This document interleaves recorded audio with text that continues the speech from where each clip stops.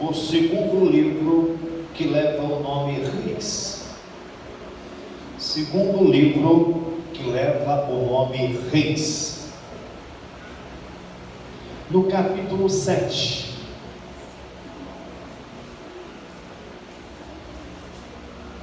Capítulo 7.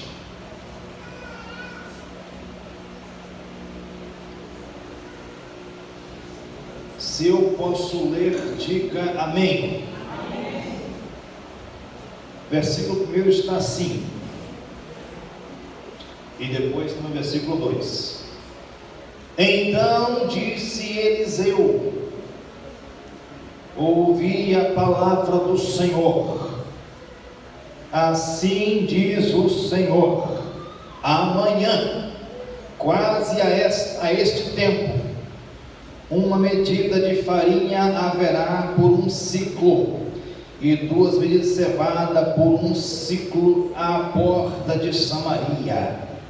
Porém, um capitão, em cuja mão o rei se encostava, respondeu ao homem de Deus: eis que, ainda que o Senhor fizer janelas no céu, poder-se-ia fazer isso? E ele disse: eis que verás com os teus olhos, porém daí não comerás. Se foi isso que você leu, diga: meu Deus.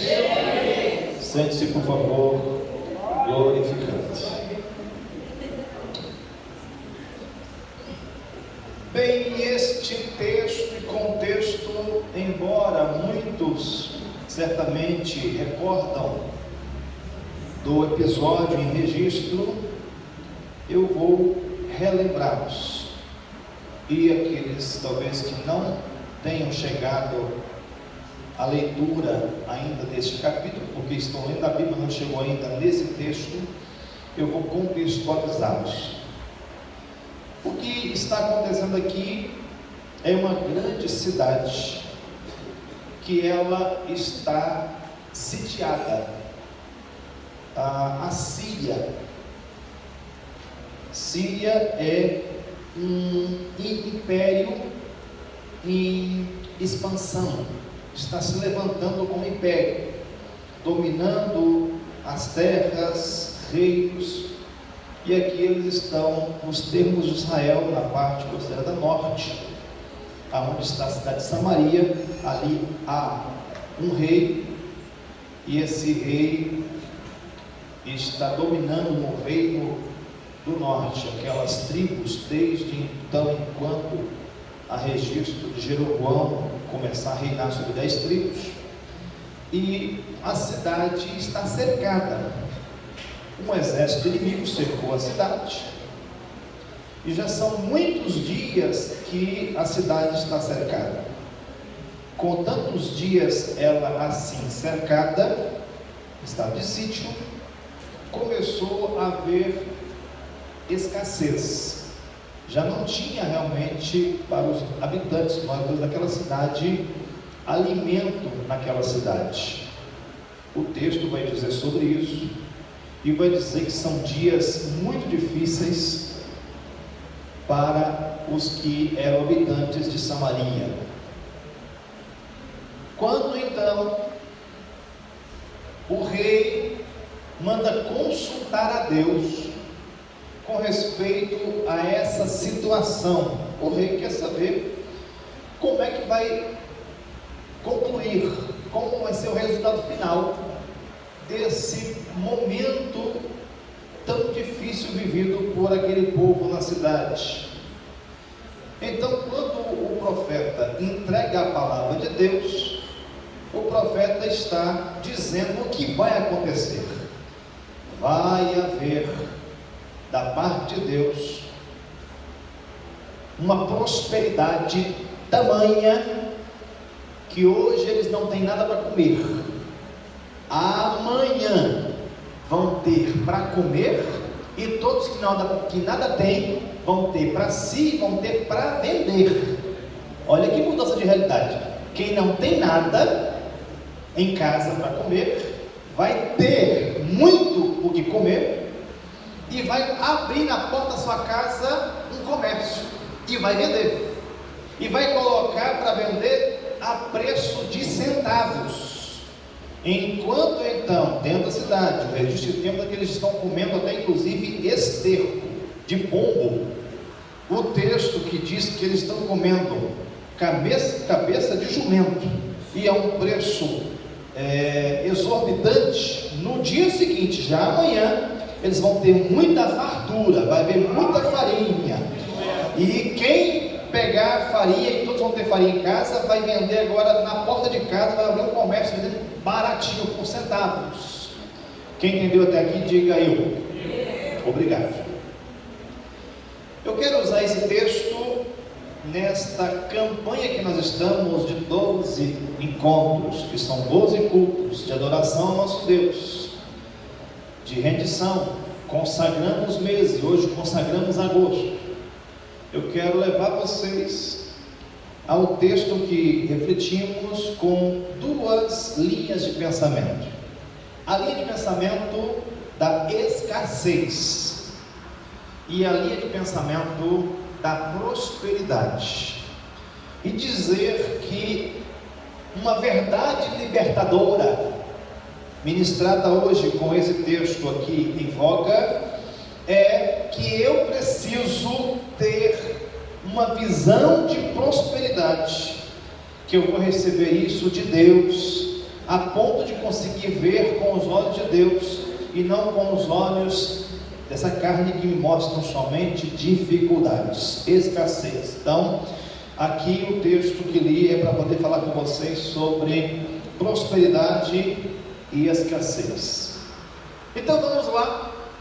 Quem aqui está tendo a visão da prosperidade? Diga o profeta. Qual o nome dele? Eliseu.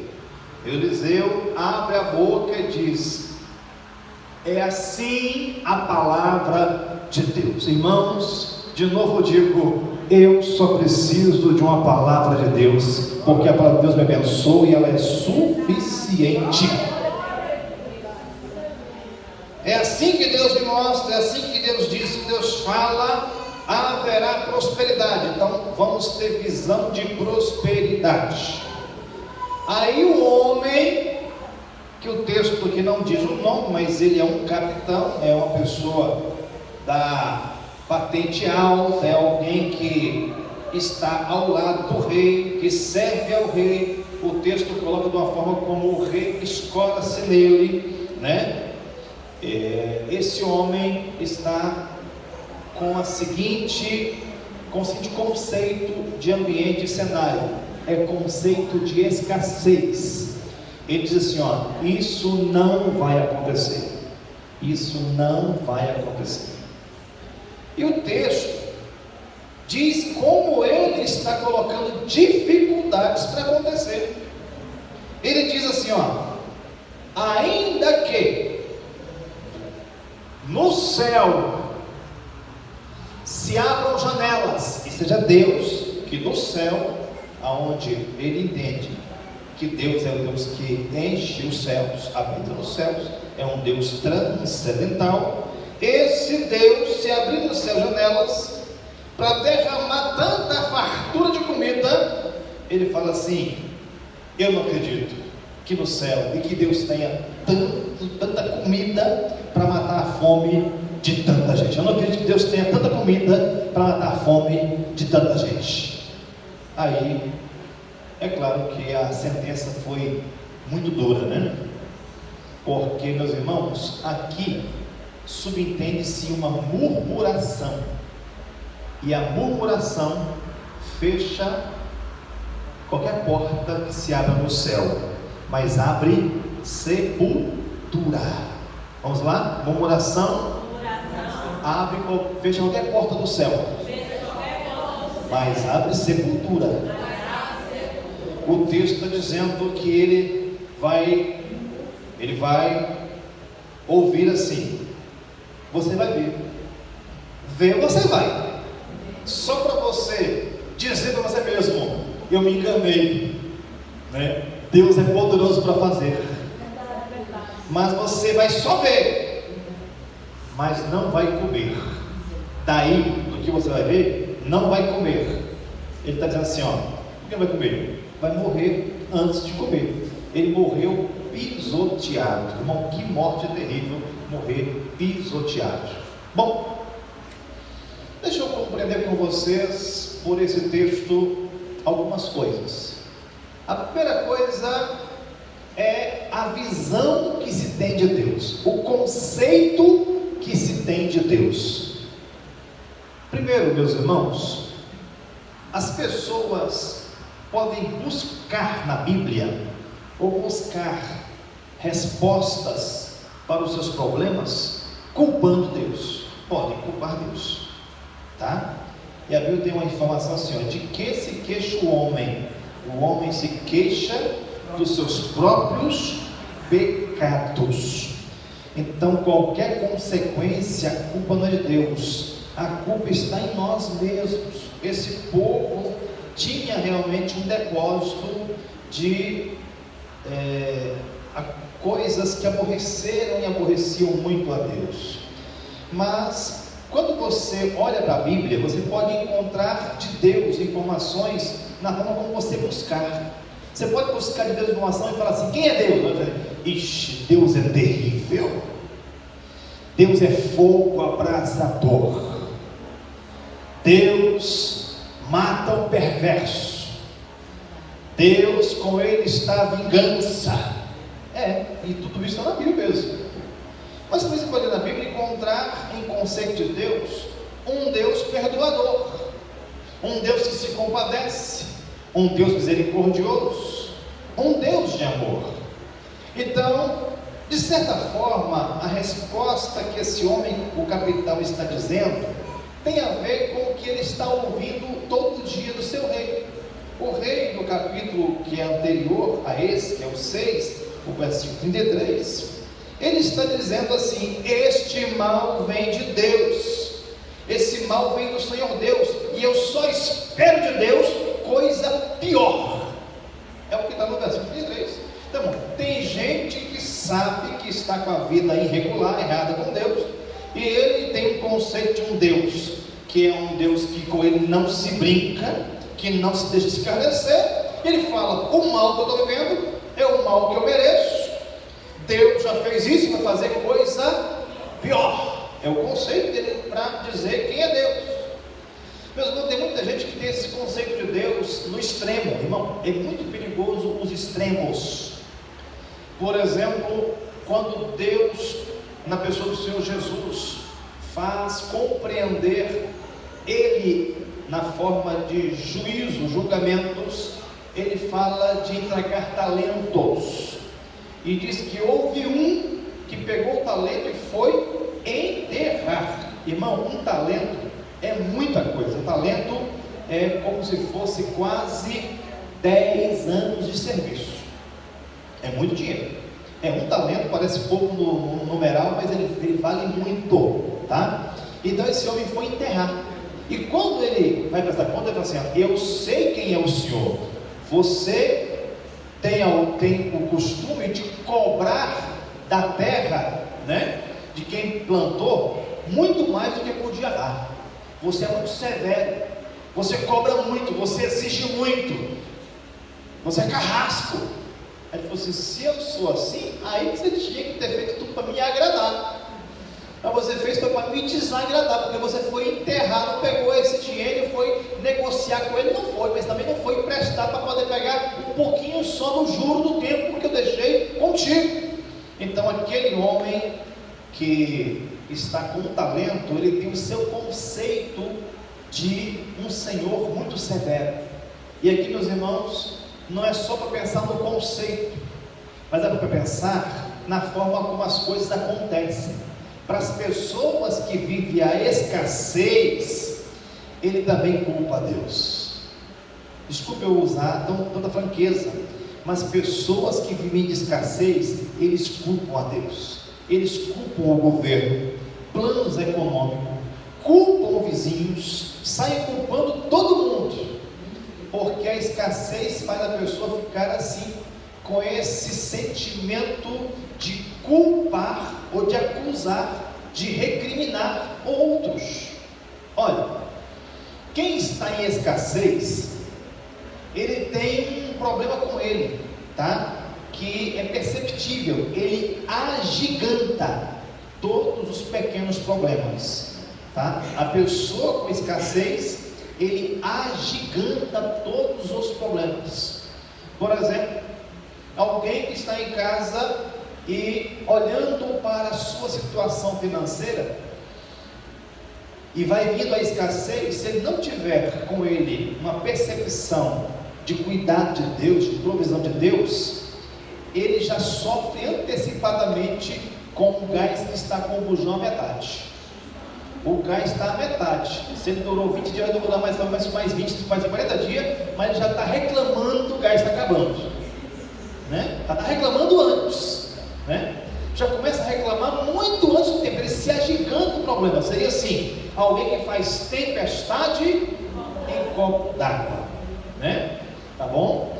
Olha, além de agigantar o problema, essa pessoa com a visão de escassez, ele tem uma outra percepção, que aqui você consegue ver no texto, que ele está colocando uma forma que não vai acontecer, não vai acontecer. Então ele tem um exagero, ele é exageradamente na forma de dizer que não é possível, e vai dizer isso de forma muito doentia, de forma doentia. É tão doentio que ele fala: não tem jeito, não vai dar certo, não vai dar certo. A escassez está fazendo ele repetir o seu problema como sendo a coisa mais que não tem resolução, não tem como resolver isso. Meus irmãos, pessoas que estão assim, elas são muito negativas, e esse negativismo faz ela não ter amigos hoje, viu? Enquanto ela antes não era negativa, ela tem amigos do passado, e os amigos de hoje ela não consegue conquistar. Se você começar a falar assim: eu tenho amigos hoje, é sinal que você está atraindo pessoas. Eu não tenho amigos de hoje, eu estou afastando pessoas de mim. Por quê? É o jeito de eu me expressar, o jeito de eu falar. O meu negativismo vai afastar pessoas de mim. Aí eu não consigo ter amigos hoje. Amigos do passado é porque em outro momento eu já fui de mais fé, de mais graça, de mais unção. Mas hoje, a pessoa que está hoje afastando pessoas, desculpe essa ponderação, mas é para poder refletirmos, para ver se nós estamos sendo pessoas que estamos afastando ou atraindo pessoas. E olha, irmãos, como é que funciona?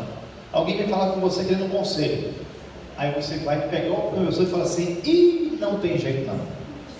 Eu conheço uma pessoa que foi desse jeito aí, ó, né? E morreu. Foi desse jeito aí, ó, e não deu certo, largou o marido, não deu certo, teve separação dele.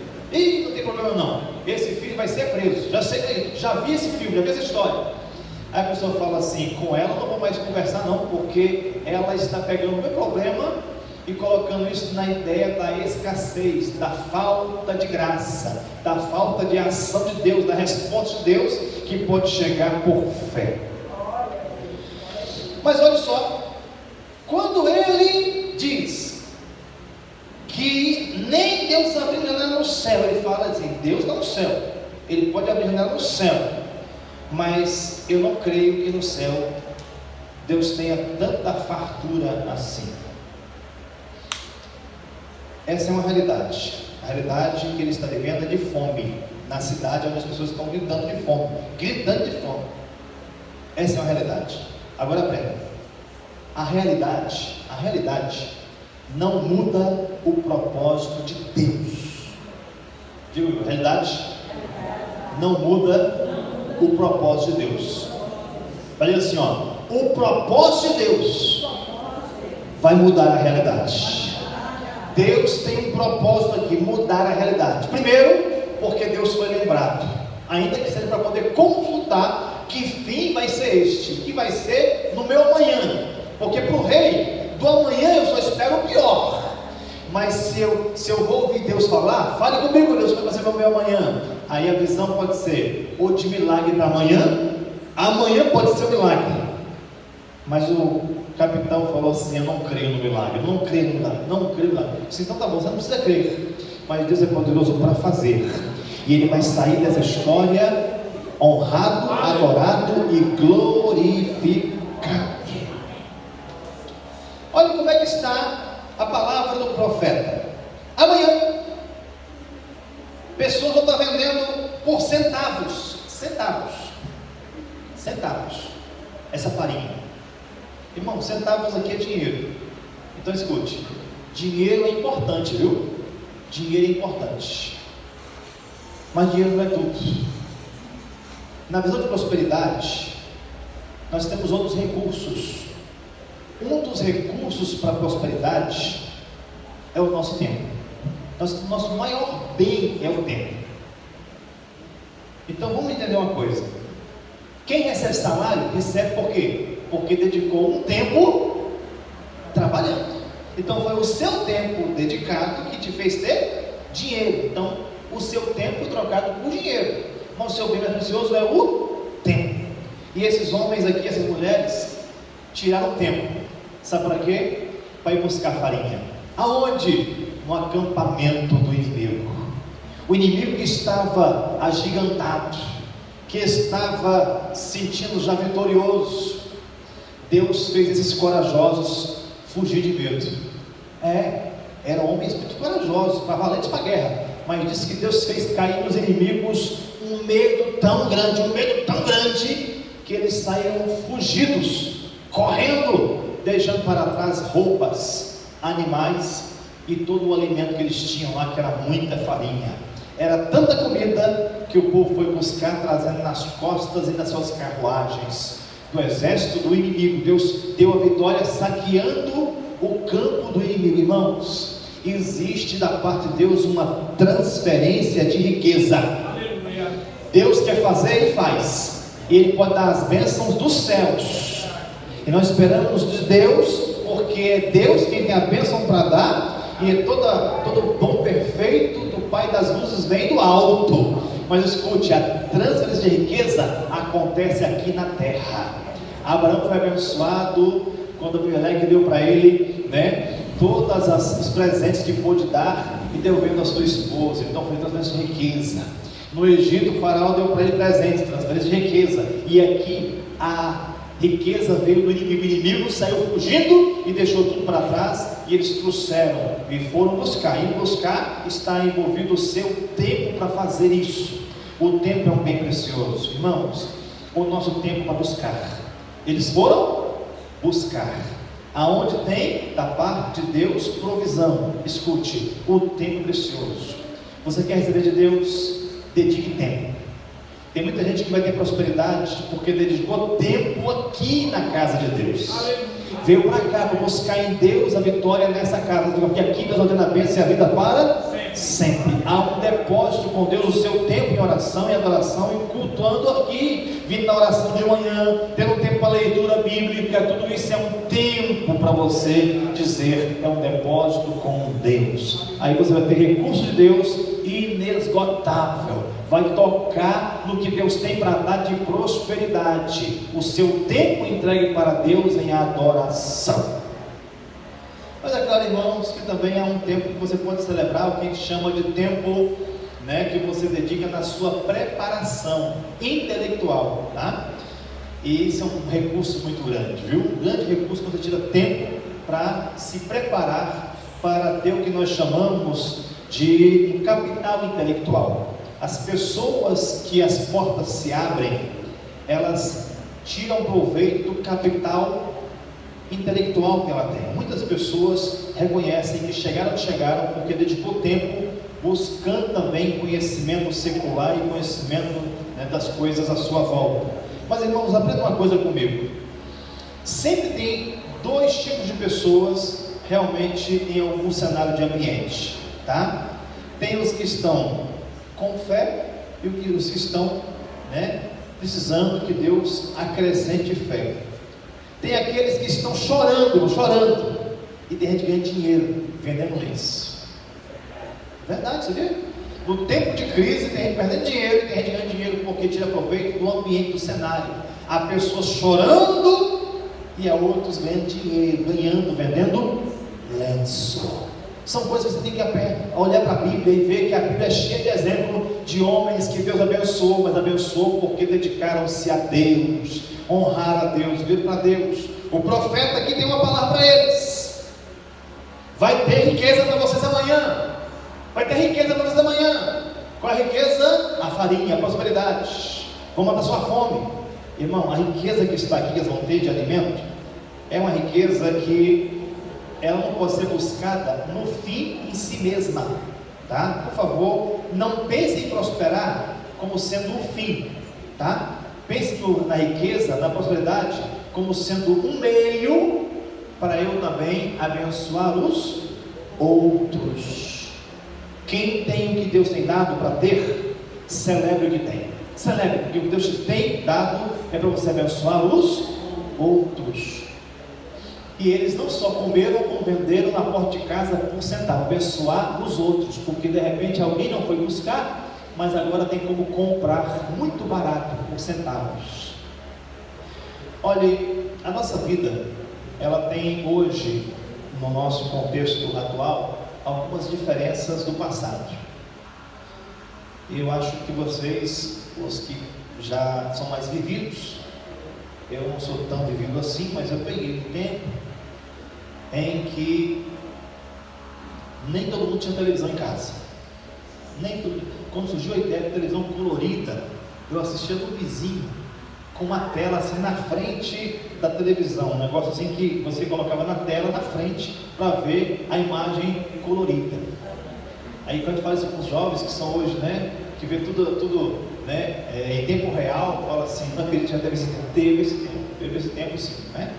Teve tempo das pessoas não terem um telefone. Hoje a gente tem em casa 2, 3 telefones. Isso são tempos que mudam. E prosperidade, irmão, é você celebrar o que você tem tido, tá? O resultado de hoje, tá bom? Prosperidade é você celebrar o que você tem hoje. O que você tem hoje? Ah, eu tenho minha casa. Irmão, celebre isso. Ah, eu estou pagando aluguel, mas pagou direitinho, todo mês está pagando? Adore a Deus, porque tem chegado recurso para poder honrar o preço do aluguel. Ah, eu tenho uma televisão, glorifica a Deus pela televisão que você tem. Ah, eu tenho um telefone, você tem um telefone. Na realidade, a prosperidade é a oportunidade de você celebrar a Deus com o que você diz que pode dizer. Glória a Deus pelo que eu tenho, porque quanto mais você agradece pelo que você tem, mais Deus te dá. Tá?